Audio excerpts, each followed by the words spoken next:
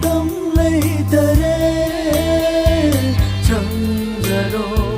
Prabhugi Thonganda Chanjaro Prabhugi Kuyada Prabhu na kauri ng aibu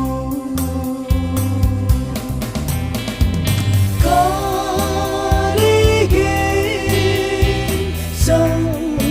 saging Yunang badan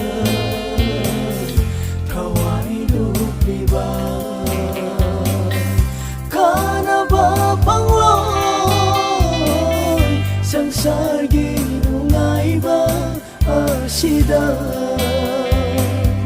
Kana ba pangloy Sang saging nungay ba asida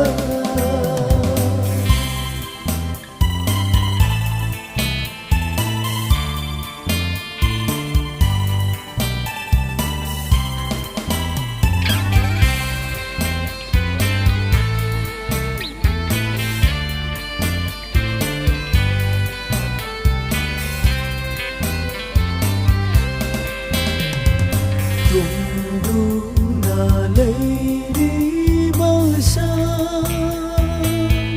Hogano Matang lady